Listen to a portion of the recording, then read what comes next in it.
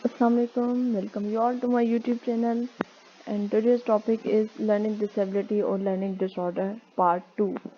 Part 1 में हमने basically पढ़ा था कि लर्निंग डिसेबिलिटी और लर्निंग डिसऑर्डर बेसिकली है क्या। उसके अलावा हमने ये काजेस देखे थे कि डिसेबिलिटी या डिसऑर्डर होता क्यों है, और फिर हमने दो कवर कर लिए थे डिसऑर्डर, एक था डिसलेक्सिया और डिस्ग्राफिया। आज हम तीन बेसिकली कवर करेंगे, डिसलेक्सिया, डिस्पर्सिया और फिर है ADHD। ठीक है, आज इन तीनों को हम कवर करेंगे। उसके अलावा अगर आपने मेरे चैनल को अब तक सब्सक्राइब नहीं किया तो काइंडली सब्सक्राइब कर लें, बेल आइकन को ज़रूर क्लिक कीजिए ताकि आपको टाइमली नोटिफिकेशन रिसीव हो सके। और अगर आपको पार्ट 1 देखना है तो काइंडली प्लेलिस्ट में चले जाएं, वहाँ एजुकेशन की प्लेलिस्ट में बीएड से रिलेटेड जितने भी वीडियोस हैं, वो लेक्चर्स, वो आपको वहाँ पे मिल जाएंगे। और एक बार पूरे चैनल को, पूरी प्लेलिस्ट को ज़रूर देख लें, एक्सप्लोर कर लें ताकि आपको आइडिया हो जाए। ठीक है, तो स्टार्ट करते हैं आज की वीडियो। सबसे पहले स्टार्ट करते हैं डिस्कैल्कुलिया से। ठीक है, डिस्कैल्कुलिया इसमें बेसिकली होता क्या है कि इसमें जो स्टूडेंट्स है या जो पीपल है, its disability include problem understanding basic arithmetic concepts such as fraction, number lines, and positive and negative in numbers.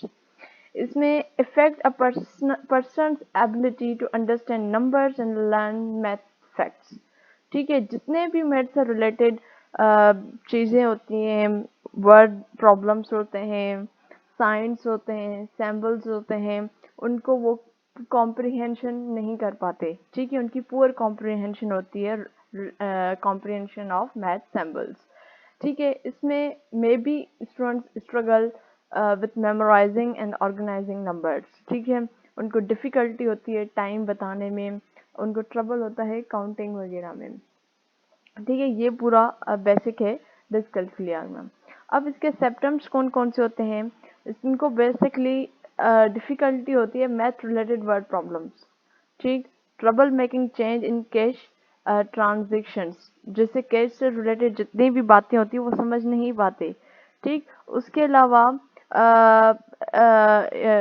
ये जितनी भी वर्ड प्रॉब्लम्स को कैसे उनमें से वर्ड्स निकालने या अल्फ़ाबेट को कैसे उनको कन्वर्ट करना है, मैथमेटिकल वे में कैसे लिखना है, वो भी नहीं कर पाते। ठीक है, उनको मैथ ऑपरेशंस एग्जिबिट नहीं कर पाते वो।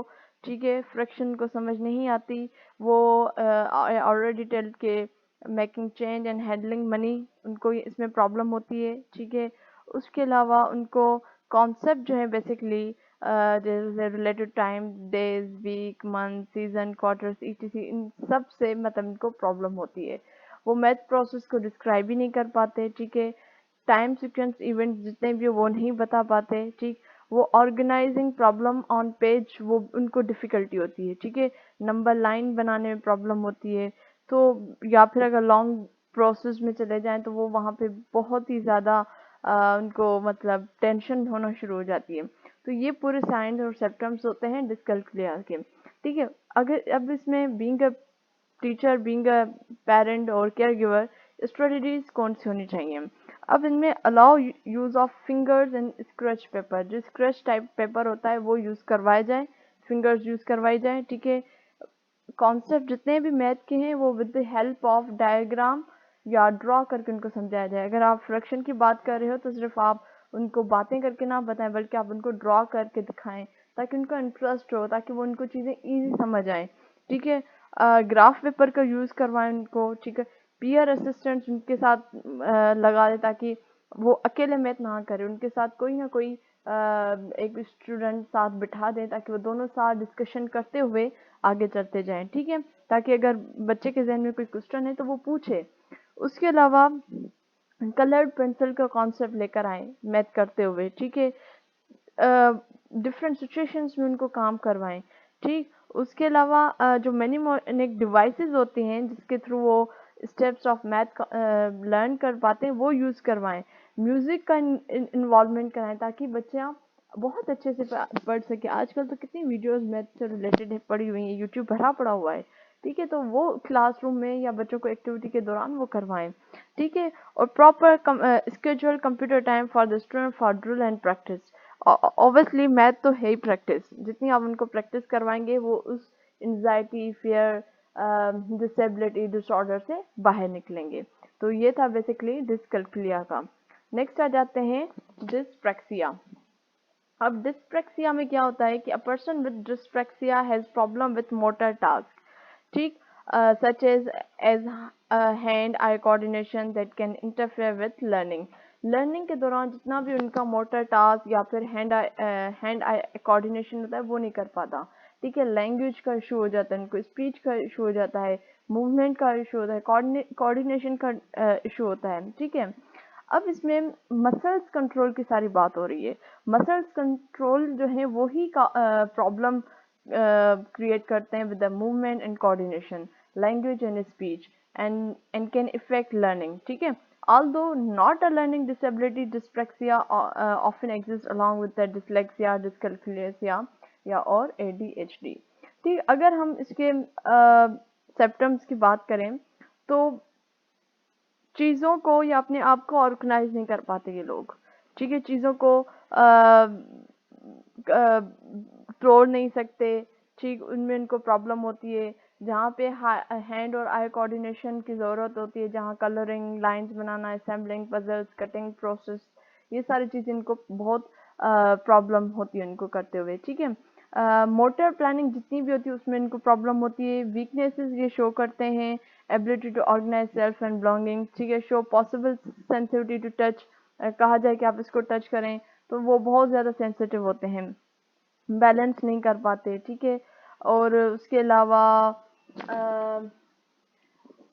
लाउड जो नॉइज है, ठीक है, जैसे किसी भी किस्म का शोर, उसमें भी ये सेंसिटिव होते हैं, ठीक। उसके अलावा rough, scratchy, heavy, tight clothing वगैरह, इनको भी इसमें प्रॉब्लम हो रही होती है, ठीक। तो बेसिकली ये सारी चीज़ें हैं डिस्प्रैक्सिया में आ जाती हैं। अब स्ट्रेटजीज कौन सी टीचर को यूज़ करनी चाहिए,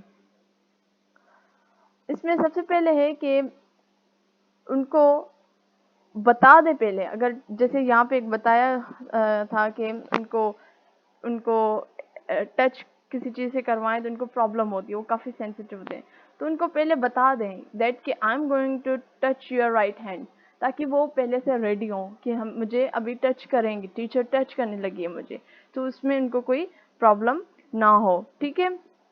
और उसके अलावा उनके ज़्यादा नज़दीक जाकर बात ना करें या फिर अवॉइड करें कि आप पीछे से उनको ऐसे टच कर लें। बहुत ज़्यादा ये बच्चे सेंसिटिव होते हैं, ठीक है। उनको सुकून वाली जगह दें, प्रोवाइड दें, वहाँ पे किसी किस्म का विजुअल डिस्ट्रक्शन या ऑडियो डिस्ट्रक्शन ना हो, ठीक। उसके अलावा उनको साइलेंट रीडिंग दी जाए, ठीक है। और स्टूडेंट को ऐसे स्टूडेंट्स को पहले वार्न किया जाए कि अब अभी बेल बजेगी, इतने बजे बेल बजेगी, उनको पूरा स्केड्यूल पता होना चाहिए, ठीक है। पेरेंट्स को अलाउ करें कि प्रोवाइड ईयर प्लग्स, ठीक है, या sterile wax for noisy events such as assemblies. तो वो आजकल तो हर किस्म का टूल मौजूद है। अगर उनको इन बच्चों को असेंबलीज वगैरह के शोर से भी प्रॉब्लम हो रही है तो उनको प्रॉपर डॉक्टर से कंसल्ट करवा कर उनको ईयर प्लग या स्टेराइल वैक्स प्रोवाइड की जाए ताकि वो लगाकर असेंबली में आ जाए, ठीक है। इसके अलावा ऑब्वियसली ये बहुत ही सेंसिटिव है, ये तो सिर्फ क्लासरूम में नहीं, अगर बच्चा आउट ऑफ द क्लास जो उसकी लाइफ है, आउट ऑफ द स्कूल जो उसकी लाइफ है, वहाँ पे भी इफेक्ट हो रहा है, तो प्रॉपर कंसल्ट करें डॉक्टर के साथ, ठीक है, ताकि वो थेरेपी वगैरह या सेंसरी इंटीग्रेशन ट्रेनिंग वगैरह बच्चे को प्रोवाइड की जा सके, ठीक है। और इवन इसमें तो ये भी ख्याल रखा जाता है कि किस कलर, कौन सा कलर दीवार पे यूज़ किया गया है या वहाँ पे लाइटनिंग का सिस्टम कैसा है, तो ये भी पूरी चीज़ें इफ़ेक्ट करती हैं बच्चे की लर्निंग के ऊपर, ठीक। तो ये था पूरा डिस्प्रैक्सिया का। अब जो नेक्स्ट है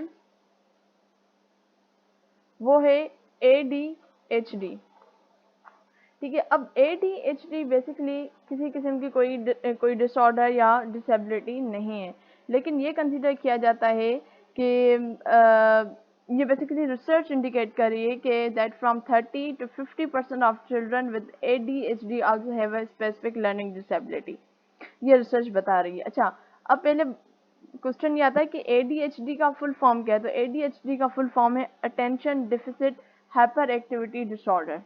ठीक है, अब इसमें होता क्या है कि ये इफेक्ट करता है फोकस के ऊपर, अटेंशन के ऊपर, बिहेवियर के ऊपर, और ये सारी चीज़ें मिलकर फिर स्टूडेंट्स के लिए लर्निंग जो बेसिकली चैलेंजिंग हो जाती है, चैलेंज हो जाता है।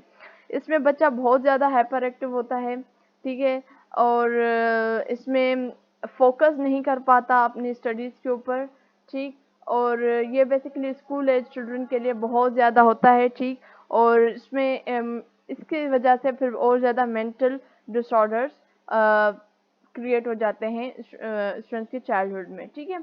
अब इसमें इस कंडीशन में जो है स्टूडेंट जो है या चिल्ड्रन के लिए appear and some children in the pre school early school years it is hard for these children to control their behaviour और pay attention.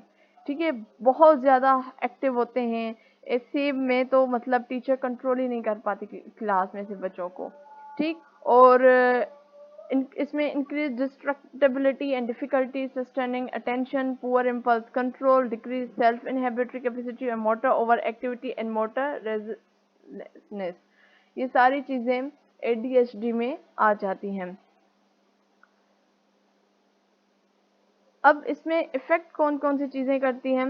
Commonly experience students effect क्या करता है, जितने भी एकेडमिक टारगेट्स होते हैं वो अचीव नहीं कर पाता, इतना ज़्यादा हाइपर एक्टिव होता है बच्चा। अब उनको इंटरपर्सनल रिलेशनशिप में भी प्रॉब्लम होती है, वो सिर्फ स्कूल में बच्चों के साथ नहीं, अपने दोस्तों के साथ उनको प्रॉब्लम नहीं होती, लेकिन फैमिली मेम्बर्स में भी वो बहुत ज़्यादा प्रॉब्लम क्रिएट होती है। इसमें लो सेल्फ स्टीम होती है, जाहिर सी बात है, जब फोकस नहीं करेगा बच्चा, बिहेवियर सही नहीं होगा, तो सब उसको ये नहीं देखेंगे कि इसको शायद कोई डिसऑर्डर है, इसको ये एडीएचडी है, वो यही कहेंगे कि जी ये बहुत ज़िद्दी है, ये पढ़ता नहीं है, ये बात नहीं सुनता। तो हम उसको नेगेटिव कमेंट्स, उन बच्चों को मारना, उन बच्चों को नेगेटिव कमेंट्स पास करना शुरू कर देते, तो फिर ऑब्वियसली उनकी जो सेल्फ स्टीम है वो ख़राब होना शुरू हो जाती है, ठीक है। और इनका इमोशनली बहुत प्रॉब्लम हो रही होती है, ठीक है, और इसी की वजह से फिर उनका लैंग्वेज का इशू होना शुरू हो जाता है, और अल्टीमेटली लर्निंग के ऊपर सारा इफेक्ट हो रहा होता है, ठीक।